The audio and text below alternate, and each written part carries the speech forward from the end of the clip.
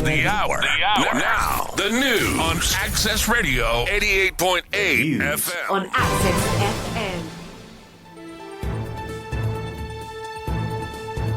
A very good evening. It is 6 o'clock. Welcome to Access Radio Evening News Bulletin with me, Emmanuel Miles Richard. First, the headlines.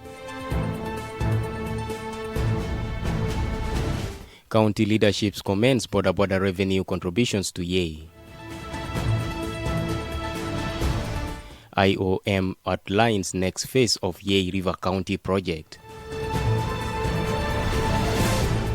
And church mediations model presented at Morobo gathering.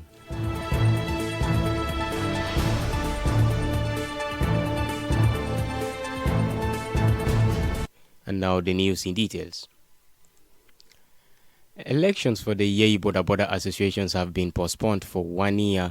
The decision was announced by the Commissioner of Yei River County, Samuel Henry Malimbo, during a meeting with motorcycle riders on Tuesday morning in Yei. The Commissioner said the postponement followed concerns over the interpretations and applications of the association's constitutions. He noted that some Payams had not been adequately represented in the electoral processes. The elections process was adjourned to allow for broader consultations and reforms aimed at ensuring fair representations for all riders. Malimbo described the Boda Boda Association as an independent body responsible for managing its own affairs. He praised riders for maintaining cooperations with county authorities. He said the county administrations had not registered major concerns regarding the conduct of the associations. The International Organization for Migration has confirmed plans to expand activities under its Durable Solutions project in Yei River County. The commitment was made during a meeting between IOM officials and the county commissioner on 30 June. IOM official Aya Kadem Al-Jameh said the organization remains committed to the successful implementations of the project in the county. She said the project focuses on improving livelihoods, promoting peacebuilding initiatives, in strengthening community engagement and supporting environmental conservation efforts aimed at building resilience among local communities. She added that the purpose of the visit was to update the county commissioner on upcoming activities that IOM plans to undertake following ongoing assessment in the area. A joint stakeholder consultative peacemaking meeting has been held at St. Paul Cathedral in the Diocese of Morobo. The one-day gathering took place on Tuesday and was organized by the Faith Development and Relief Agencies of the Episcopal Diocese of Kajo-Keji with an invitation from the Episcopal Diocese of Morobo. The consultative meeting was supported by ACT Plus Church of Sweden. It brought together stakeholders from different walks of life. This included different denominations and regions, peace committees, local government authorities, chiefs, women, and security agencies in Morobo. Facilitators from the Diocese of Kajo-Keji led the sessions.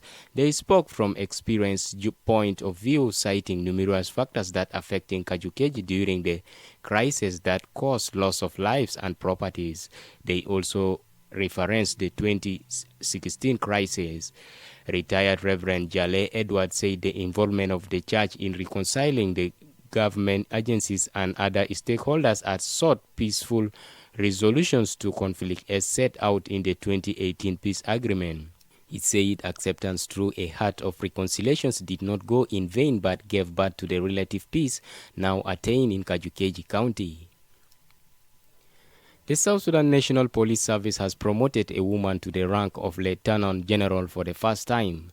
The elevations of Lieutenant General Achol Cyer Rehan was confirmed alongside 7 other female officers who were moved from Colonel to Brigadier General. The promotions were announced by the Ministry of Interior.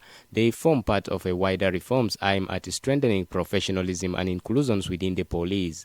Lieutenant General Achol Cyer Rehan holds a master's degree in law and security studies. She previously served as a county commissioner in Warrap State. Supporters have recalled her role during the 2010 general elections, crediting her with helping Nyandeng Malek become the first female governor of Warrap State.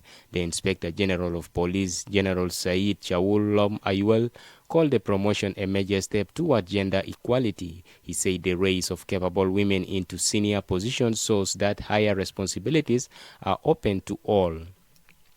You are listening to Access Radio News. A World Food Program convoy has left Akobo County after spending 1 month delivering food assistance to the community in Jonglei State. Convoy leader Ladu Charles said the mission was successful and thanked the people of Akobo for their warm welcome and cooperations. He noted that this was the first WFP road convoy to deliver food aid to Akobo this year. Charles called for lasting peace to enable humanitarian organizations to reach more communities in need. He added that while some of the 23 trucks are returning, others will remain in Akobo to support ongoing relief operations. He said poor road conditions due to heavy rains and insecurity remain the main challenges on the return journey. He prayed for a safe trip and encouraged South Sudanese to remain united and support humanitarian efforts. And elsewhere, the IGAD Special Envoy to South Sudan, Ambassador Moussa Dijama Ali, has held talks with Vice President Hassan Abdul-Bagi Achol on the implementation of the peace agreement and preparations for the December 2026 general elections. The meeting took place in Juba on 30 June. Ambassador Moussa restated the commitment of the Intergovernmental Authority on Development to supporting the implementation of the revitalized peace agreement. He also confirmed the regional bloc's backing for continued dialogue among the parties as South Sudan readies itself for the polls. Vice President Hassan said the government remains committed to fully implementing the peace agreement. He added that the country is working to ensure it is prepared to conduct free and credible general elections as is scheduled in December 2026. The Vice President praised IGAD for its support to the government of South Sudan. He noted the significant role the regional bloc played in facilitating the 2018 revitalized peace agreement and its continued engagement in the country's peace and electoral processes. And in regional news, mass gatherings have been banned in the Democratic Republic of Congo capital Kinshasa, as well as 3 other areas in order to halt the spread of Ebola, the Interior Minister says. The current outbreak of the deadly disease has so far been detected in 3 provinces in the east, some 1,800 kilometers, approximately 1,100 miles from Kinshasa, but the authorities fear it is spreading to the city of 18 million people. The 3 other provinces affected by the ban, Sopo, Hota, Ule, and Bas Ule, border those where Ebola has been confirmed. Prominent figures from DR Congo's opposition parties have criticized the order, alleging that it has been put in place to stifle a protest march scheduled for 8 July. And to end the news, here is the recap of the main stories once again.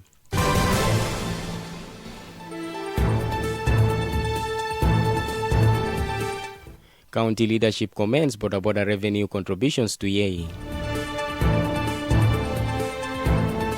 IOM outlines next phase of Yei River County project. And church mediations model presented at Morobo gathering. For more news, log on to our website at www.radioyei.org. You can also follow us on Facebook at Access Radio 88.8 Yei. And if there is any news story you would like Access Radio to report, call or send us a WhatsApp message on +211 927 588 870. From me and the rest of the team, I have been Emmanuel Malis Richard. Thanks for listening.